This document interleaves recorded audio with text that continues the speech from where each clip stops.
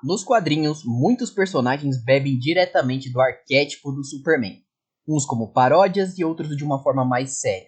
Mas o Superman chinês é um dos mais interessantes, porque a DC criou ele fazendo umas escolhas bem interessantes no conceito do personagem. Então, se você ficou curioso sobre ele, esse vídeo vai ser bem informativo sobre o Kenan Kong, o Superman oficial da China.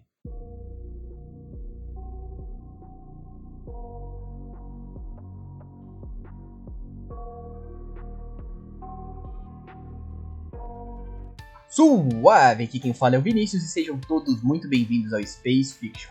E bom, no vídeo de hoje eu vou falar um pouco sobre o Superman chinês, o Kenan Kong. E para começar, eu vou deixar bem claro que esse vídeo aqui é um conheça o personagem. Então eu não vou passar muito tempo falando sobre o nível de poder dele e eu vou resumir a história do personagem. Então eu até vou falar sobre força, resistência e velocidade, mas não é o foco desse vídeo. E eu também vou passar por cima um pouco da gama de poderes dele, mas tudo de uma forma bem resumida, só falando dos mais importantes e tal.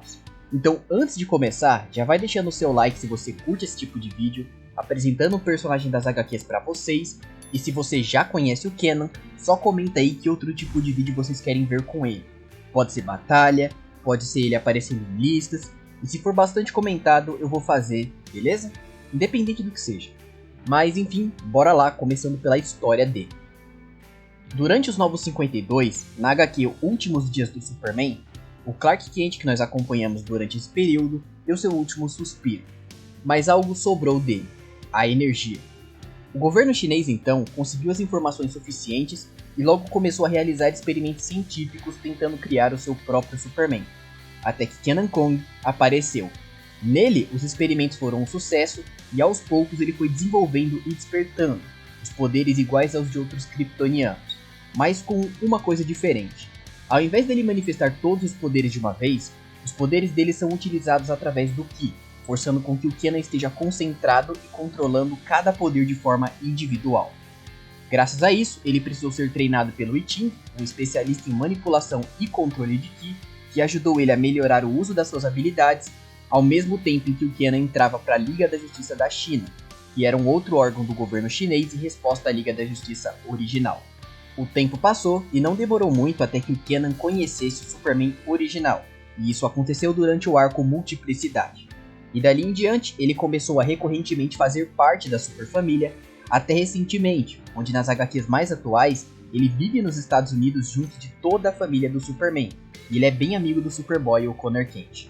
Mas enfim, esse é um resumo bem superficial sobre a história do Kenan, porque realmente tem bastante coisa para ler dele, mesmo ele sendo um personagem relativamente novo, que teve sua origem na HQ Novo Super-Homem de 2016, durante o comecinho do renascimento da DC. E se você se interessou pelo personagem, eu recomendo vocês darem uma lida nas HQs dele, porque tem algumas histórias boas. Inclusive todo esse núcleo mais focado na Ásia que a DC está fazendo recentemente, tem umas histórias bem interessantes, não só do Kenan. Mas a DC anda trabalhando até alguns vilões interessantes vindo dessa temática mais chinesa e tal, tipo Nesra. Mas enfim, vamos só falar um pouco do nível do Kenan agora, só para o vídeo ficar mais completinho mesmo. Inicialmente, o Kenan não era lá grande coisa. Isso porque os poderes dele flutuavam muito pela questão da concentração, já que como ele não manifesta todos os poderes de uma vez, ele tinha que escolher um. Então ou ele usava super força, ou ele voava, ou ele usava visão de calor, ou ele usava super audição. Mas enfim, com o passar do tempo, ele ficou bem mais poderoso, sendo capaz de lutar contra o Superman Zero, por exemplo, que é o vilão daquela HQ que eu falei, Os Últimos Dias do Superman. E esse cara era tão forte que ele nocauteou a Supergirl com um golpe só, e ele saiu no soco de igual para igual com o Superman dos Novos 52. E o poder destrutivo do Kenan passou por mais ou menos esse mesmo processo de flutuação. Mas o que é importante é que no final de tudo, ele estava tão forte que a liberação da visão de calor dele não só feriu o Superman Zero, como serviu também para basicamente dar cabo dele por um tempo. Então o moleque é bem aceitável nesse quesito, e eu particularmente vejo ele no mesmo nível de força e poder do Superman dos Novos 52. E sobre a luta contra o Superman Zero, tem mais uma coisa que eu posso falar para vocês. Eles lutaram 4 vezes. Nas 2 primeiras, o Kenan não deu pro cheiro, mas depois, na terceira luta, ele saiu de igual para igual.